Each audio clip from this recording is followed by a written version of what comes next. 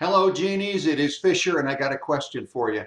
Have you ever been over to a relative's home and wondered how did they get so lucky to have so much stuff related to your family? Well, I'll tell you what, it's not just all the luck of the draw of what you inherit. There are actual techniques that you can use to find some of that stuff, and we're going to share that with you today.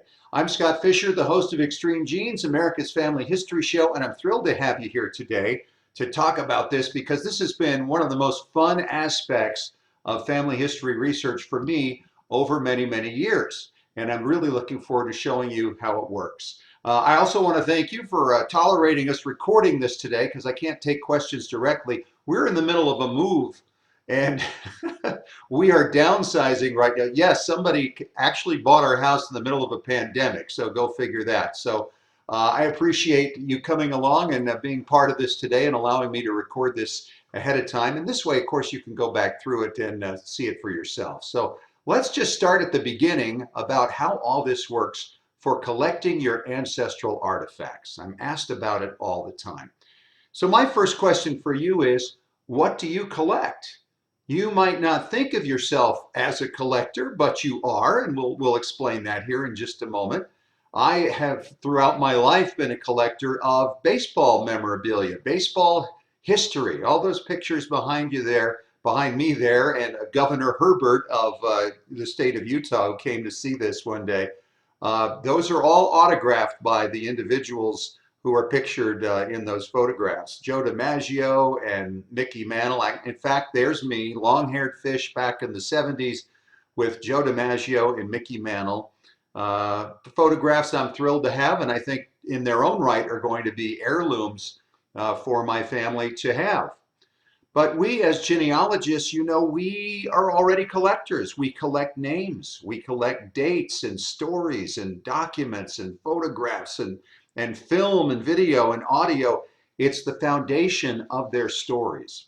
And you know, photos and film and video and audio, they're obviously kind of in a class by themselves as far as standard items we might look for or find in our usual course of research. How common film or photographs of your ancestors are really depends on the era, but they're very powerful tools in how they convey a story, and sometimes right from the ancestor's mouth. So we're going to touch on some of those today, but mostly this class is about the objects you might be able to obtain that also help to tell an ancestor story and help us to connect to an individual or family. Now, there are three levels at which an ancestor can be collected. And the lines can be a little fuzzy with these things sometimes. So let's use the example that you might wish to collect material relating to a Civil War ancestor. So the first level is the general level. Okay, you can collect general items. You can collect the Civil War as a whole, maybe bullets. You know, there are actually bullets from the Union side and the Confederate side that people sell all the time. They're not that expensive. You can get documents, you can get letters. There are literally millions of things out there relating to the Civil War as a whole. And if you had an ancestor who was there, that might be a great level to shop at, to look at, to try to tell the story of your ancestor. The next level would be associated items. Your ancestor's unit, his battles. You may be able to find commemorative coins relating to a particular battle. You may be able to find letters from somebody who participated in that battle, or get original newspaper accounts or bullets from a specified battlefield or a document concerning that particular unit. Then the next level of collecting would be closely connected, where you would get, wow, his canteen, his belt buckle, his letters home or military papers, daguerreotype photos. I mean, honestly, think big because you'll be shocked what is out there and what you may be able to find. Each level gets harder to find and often more and more expensive if you are not given these things as gifts. So there is an alternative to all this, and that would be copies of documents, photographs of items, replicas you might be able to make of certain items. Here's some things that I've collected from each level. from the general level, these are coins. This is the ancestral coin book that we've talked about before on Extreme Genes. And those are three of my grandkids who are just so into this. They just think it is so much fun to learn about their ancestors this way. And you'll see those sheets have little plastic sleeves, and you can put a coin in them and actually hang them out of the pocket of that page there. And then we have the photograph of the ancestor directly underneath it. Now, those coins are from the country and from the year the ancestors are born. And so kids learn about the coins, they learn about the country, they learn about the ancestor, they start to understand dates, things that happened at that time. It has worked out to be a really fabulous example of general collecting. This is actually a replica of a fireman's insurance plaque. And these would hang on the sides of buildings in the 19th century to tell you that they were insured by a certain insurance company. This is because I had an ancestor at that time in New York who was a volunteer fireman. So this was an interesting item to gather. These were a couple of coins from the 1600s, pirate booty, actually, because I had an ancestor who was a pirate. I think this was 1693 on this. So those are some examples of general things that you can find. You'd be surprised, by the way, that coin, that's the front and back of the same coin. It's like $15. Not a lot of money. So here are items a little closer to the ancestor now from my collection. Associated items. This I found on eBay. This is a card created around 1910 of the old Bowery Theater. My second great-grandfather worked in that theater.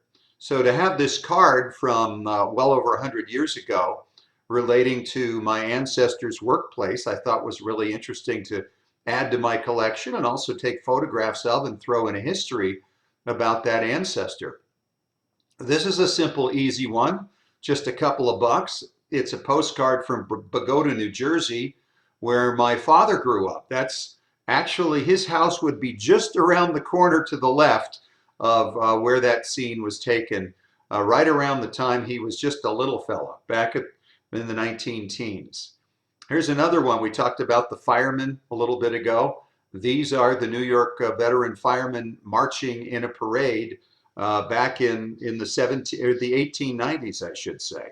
So those are some of the associated items. Again, not very expensive, but they're associated with organizations or the individuals or a workplace or something like that. But still really interesting as far as I've been concerned, as far as telling the story of the ancestors. And that's the whole point of any kind of heirloom, right? So here are some more closely related ones. Again, I found this on eBay.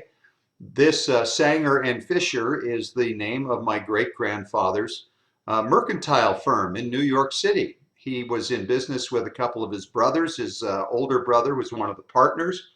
And you can see his name over there on the left. And I found this online. In fact, there were 3 or 4 of them. It was an invoice that they wrote up. So I was able to buy just a few of them and actually share them with some other relatives because they're so amazingly cool. This one was from 1881, and we got it on eBay. Now, speaking of eBay, well, I'll get to that here in just a couple of minutes. Let's just continue with this for a moment from my collection. This is the family Bible record, the pages from the family Bible from the 1840s. How did I get that? I will tell you about that in just a moment. I didn't own it. I didn't know anybody who did, but I was aware that it existed, going as far back as 1920 from some records that I'd come across. So I was always on the lookout, hoping to come across it somewhere, but I'll explain how I got this because it's a gem. And then this is a photograph of my second great-grandfather, the last Fisher born in England. It's actually made from a photograph. It's a pastel portrait that was done from 1865. And I had never seen it. I never knew that it was in the family, but I found some relatives who had it. And we'll talk about that as well, how we obtain things like this. So we're going to talk now about the secrets of finding your family treasures. Basically, how to make your own luck. And I have so many stories to tell about that. So we've talked about eBay a little bit here. And here's a perfect example of it. My wife is from Crawfordsville, Indiana. That was her birth town. I don't call it her hometown because she grew up in nearby Lafayette for a few years before moving to Florida. But here, if you just put in Crawfordsville, Indiana, you look right up here to the top, you can see here just a few things that came up. And I'm not showing you the whole list, but I thought you'd be interested in seeing what might come up right there. So if you're looking to tell the story of the town that your ancestor came from, that's a great way to do it. And by the way, if they don't have anything for a specific search term, you can click right over here, save this search, where that little heart is. And then when something comes up meeting your search term, you'll get an email that'll tell you that they've got something that matches it. Now, will it be exactly what you're looking for? You'll have to look it over and decide for yourself. This is a photograph from a movie. And that is my father back at age 21 in 1936 in the Russ Morgan Orchestra. That's Russ in the front playing his trombone. They were a very famous band. They were on network radio. And on YouTube, I'd actually found a video of this band playing, and I got to see my father play for the first time. He died when I was young. He was a music arranger for the Ed Sullivan Show when I was a kid, but I'd never seen him play, as he had been in orchestras when he was young. So here was this film I found on YouTube, and I was able to obviously see him play for the first time, very emotional. And then I thought, okay, let's go back to eBay and put up their Russ Morgan Orchestra 1936. And then one day it came along, somebody was actually selling the original film from which the YouTube video was made, and it actually had twice as much material in it. So I was able to make still photographs from that. And again, I was able to obtain an original film on eBay with my dad's picture in it. Go figure, unbelievable. Here's a little something that was also on eBay. Russ Morgan's orchestra, they played in the Biltmore Hotel, so somebody was selling a little ad that they'd included somewhere, so I was able to collect that. eBay is a source of incredible material, and if you've listened to Extreme Genes for any time, you may have heard the story of the listener who shared with me from England that he found his great uncle's medals from World War I on eBay after hearing about how to do this on Extreme Genes. So don't think it can't happen to you.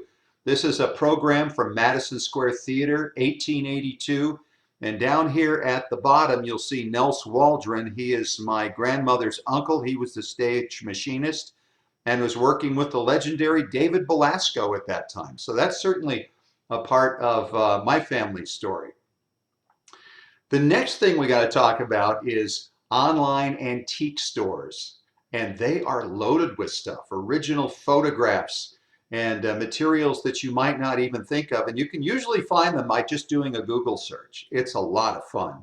In fact, there was the antique store I just showed you here was back in Massachusetts, and they happened to be selling this picture of the New York veteran fireman in 1887. It's a group shot. It was an original, and they were selling it on behalf of somebody.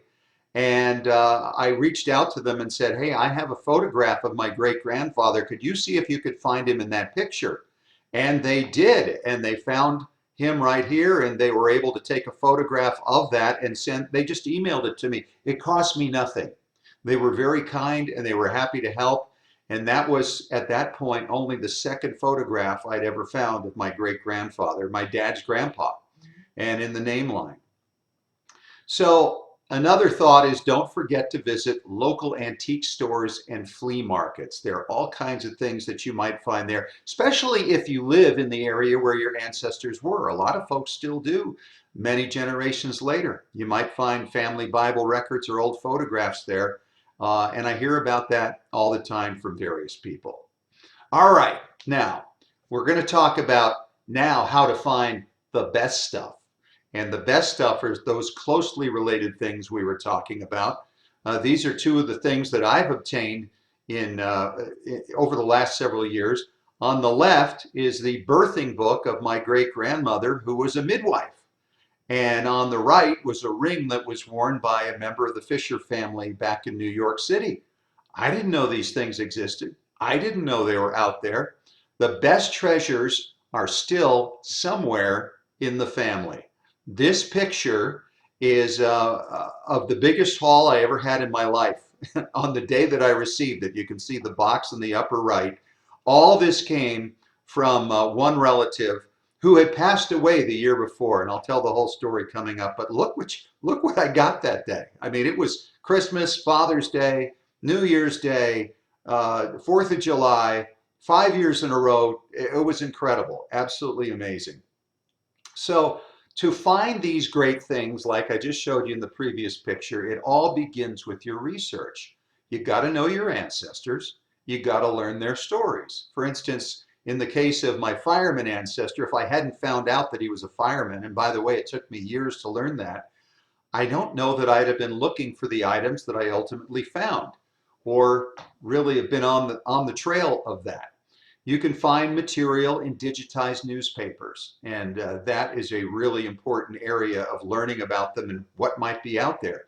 Interview your oldest family members and see what stories they have to tell, and then choose some of those areas you'd like to collect. And like we talked about at the beginning, the general material and even the associated material is not expensive, and generally it's not difficult to find, but those things certainly help to tell your ancestors' story.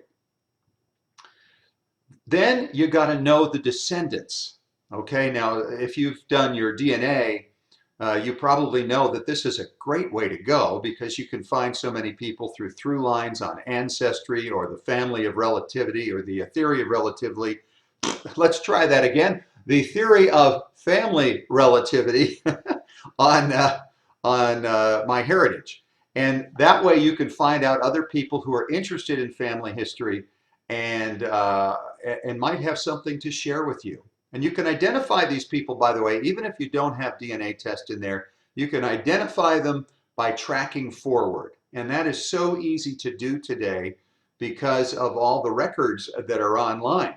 You can learn where these people live. One way to do this, by the way, I think one of the most valuable sites that I've ever used for finding living people. Maybe I don't know much about them, but if they had an unusual name or something I could connect, familytreenow.com can help you find current addresses, phone numbers, landlines, cell phone lines. You would be shocked what's there. Oh, by the way, it's free. Whitepages.com also has a lot of interesting information there. You can make contact with these people through the information you find there, and then you can hopefully develop a genuine relationship. And generally you can do that by sharing what you know first, and if they're interested in it, maybe they know a little something. I've shared many things with people who say, yeah, but I only have this one little thing. But that one thing was phenomenal, and I'm thrilled to share what I've got just to get any copy even of some of the things that they have. And then you want to stay in touch with these people over time because sometimes they'll find things, and then later when that happens, they'll think of you and they'll get in touch. So let me introduce you to a couple of benefactors who have helped me out. This is, both of them are deceased now. Chubb Bettles of Excelsior, Minnesota, and his mom, Helen Stokel Bettles. Chubb was in his 60s when I met him, and he had a disease that left him unable to walk, and his mother, who was 90 at the time, was taking care of them. They were amazing people. And I actually was invited to go out and visit them. I tracked them down even before the internet. It was a very difficult process, but we became friends, and they were already very interested in family history. So the information I was able to share with them lit them up. That helped bond us as family members. And I wound up getting invited to go out and see them, which I did. And they had photographs. This is Robert Fisher on the left and his wife Mariah Fisher. Robert's here is the only existing photo of him. And this family, Chubb and Helen, they were the only people who had this particular picture. We've found 2 copies of the one on the right, but there are also 3 other photographs of Mariah. And they had those other 3. So 4 of Mariah, 1 of Robert, and then of course that portrait I showed you earlier that was made. They gave me all of those things, plus this one, which I love. This is the Fisher family celebrating New Year's Eve in New York City in 1893. Notice not one of them is wearing a mask, and they're having a grand old time, and the pose is priceless. If you go through it and look at the different poses, it's just absolutely hysterical. Good stuff. Here's another benefactor. This is the guy that had all that material I showed you sitting on the table there just a little bit ago. Tom Filer from Santa Monica, California. I first met Tom over the phone in 1989. I met him in person in 1991, and he did share with me a few things at that time, which he begrudgingly gave up at the time, but he was okay with it, and he did that. Suggested he might have some more things, but was never very specific about it. And we stayed in touch over many, many years, just, you know, postcards and Christmas cards and all that, because I just figured, first of all, he was never married. He never had any kids. He had no siblings. So we were about the only family he really knew. As you can see on the right, he was a film actor. That was him in a movie. I want to say, I think with Clint Eastwood back in 1966. So that was pretty fun to learn about Tom and what his career had been. And this is the material that I was able to obtain. He had passed away in 2013. I didn't realize it. I hadn't heard from him. And somebody held a memorial for him because he had no family, and he had been a teacher at UCLA, taught creative writing. And I called her up and I said, hey, I'm a cousin to Tom Filer. And she says, yes. And I said, well, he had all kinds of family history stuff. And she interrupted me and says, yes, I've had this for a year. I couldn't get rid of it. It's been in my way. It's in a box. I keep tripping over it. I will get this out to you immediately. And I said, well, let me pay for that. Oh, no. You have made my weekend. So she packed all this stuff up in bubble wrap and very cautiously. And look at the haul I got that day. It was one of the greatest days of my life. There are 9 daguerreotypes there. You rarely find anything like that in one family because they're so expensive. Those are the family Bible pages below. There were letters from World War I, documents. This is the family Bible records that came in. Now I cleaned that up with Photoshop, Adobe Photoshop. And here was a document with my ancestor signature, Andrew and his older brother, Robert. They were in business together in New York, and this was a contract from 1888. Couldn't believe that. These are, Jim is my half-second cousin. He descends from Andrew Fisher, and that's his wife, Ginny, with me. We were in Connecticut back in 2013, and he had a pocket watch that my great-grandfather had given to his great-grandmother, who was a different great-grandmother than mine. And when we opened it up, we found there was Andrew's picture on the face of the watch, which was unbelievable to us. So that was really fun. So the bottom line is this process is repeatable. You can go out and find things through eBay. You can go to antique stores online or otherwise. You can meet your relatives and hopefully connect with them, sharing information, get them interested in this. Jim and Ginny, by the way, they are thorough, big-time family historians now, and they are working on it every single day and have for several years since we first met. So let's talk now about preserving the irreplaceable. And I showed you how nicely the Bible pages cleaned up, but you got to have a place to preserve the original pages. And here they are. This is actually in a plastic sleeve in a book that I obtained at a craft store. And over on the right, I wrote a little summary about the provenance of these Bible pages, the story behind it. I did a little analysis of how many different people had written in it based on their handwriting. It was pretty cool. This is a document I found on eBay. It's signed by the millionaire brother of my second great-grandfather. He was a shipbuilder who was in business with Commodore Vanderbilt. And I found that online and bought that, keep that in a sleeve as well. So I have a book of these things and I just keep them in there. And I want to make sure that they're kept off the floor. Now, if you listened in years past, Tom Perry, our preservation authority, would talk about this all the time. You want to keep them in cabinet doors or cabinet shelves off the floor so that if you ever had any flooding or anything like that, it would not get to them. So you don't want to put it like on the floor of a closet or something like that. And so that's where I keep these things. We also don't want to keep them anywhere near hot and cold, because the expansion and contraction caused by heating and by air conditioning over time is going to wreak havoc on paper and photographs. So be careful. Also, if you keep it in closets, keep in mind that wall back here is bordered by the outside. So again, you can have the wall heating and cooling throughout the winter and in the summer and cause that expansion and contraction. So the closet is not a good place to store things.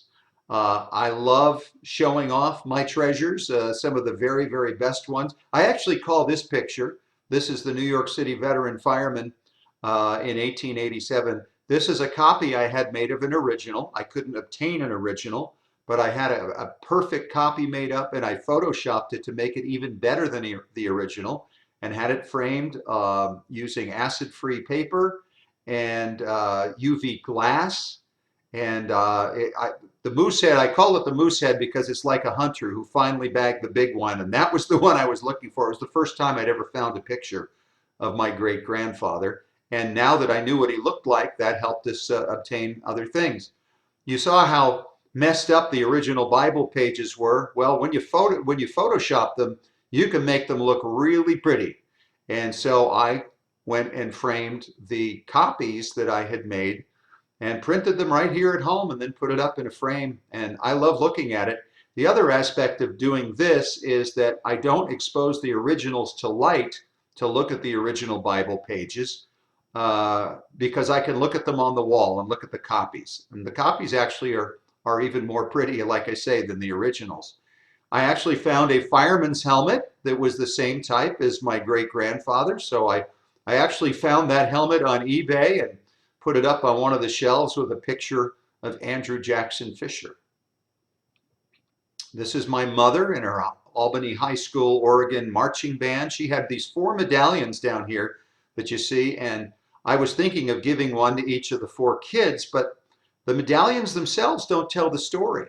So we kind of made a little shadow box with a picture of the band, a picture of my mother in her uniform, and a little explanation as what they are. So they're all going to stay together, and whoever has it is ultimately going to be able to understand what the story of these particular items are.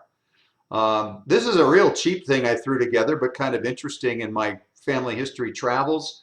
Rocks from cemeteries and pieces of a church that may have fallen off a wall from places that had to do with the ancestors. The top left thing was actually a brick from the backyard of John Fisher Jr. in Yarm, Yorkshire, England in the 1700s. That wall goes back to that time, and pieces of it was just lying on the ground.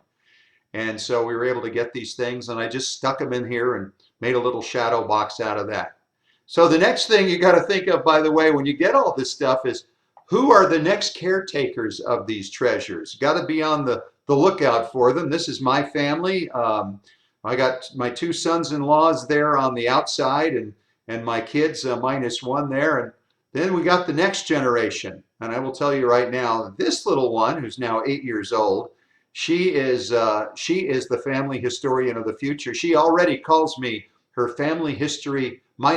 She calls herself Pop's family history assistant, and she loves that. She loves the coin books and hearing the stories, and that's what she likes me to do with her when we get together, is tell her family stories.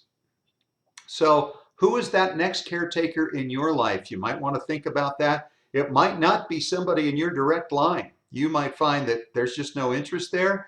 You want to find maybe a niece or a nephew, a cousin, somebody on that line, because you want to make sure these things stay in the family. A couple of final thoughts on this whole thing that I think are very important. First of all, this is your fire insurance. Make copies of this stuff. Put it on Family Search. Put it on Ancestry, so that if something happens to these items, somehow they're thrown away, or heaven forbid you have a fire at your home or something, at least you've got these pictures up there for other descendants to have, your family members to have forevermore. And Also, be careful about things that might get accidentally thrown out from the trash. I told you about this portrait that was given to me back in 1990 of my great great grandfather. They had actually rescued that from the trash. It was on its way out, and they decided, oh no, we can't let that happen. That's too unique a piece. So even though they didn't have any place for it, they stored it in their attic. And then when I came along, it was like, ah, we know where this should go. And now it's treasured in my family. This is another one, by the way. This was posted online, and it's a family Bible record. This was in the trash can. There was a family Bible in the trash can of a woman who died. And when some other family members came along, they found the Bible there and rescued it, and then took the pages and posted them online. Otherwise, I would not have known who my great great great grandmother Olive Leach, where she fit in. But there's her birthday, her siblings, the whole thing. And that was a one of a kind record because there are no other records of these people and their dates. So that was a thrill. You want to keep it from the trash, and especially if somebody in your family passes away and things are being thrown out, keep an eye on it. You don't know what might be found there. So there you go. That's a little course on collecting your ancestors and preserving that and sharing it. And if nothing else, I hope it gave you some inspiration about some things you might want to try and what's possible to find. Now, keep in mind, the material I showed you from my collection have been collected over many, many, many years. And people, when they come to know that you're willing to collect that material, they'll often just give it to you. They'll call you out of the blue and say, hey, I found this one particular thing, and would you like it? You bet I would. And so we collected, and as a result, I'm kind of the go-to person for virtually every branch of the family. You can be that person in yours too. So there we go. We're kicking off our education week here with our group, and we're so glad to have you as a part of it. And we'll do another one tomorrow afternoon, so get ready.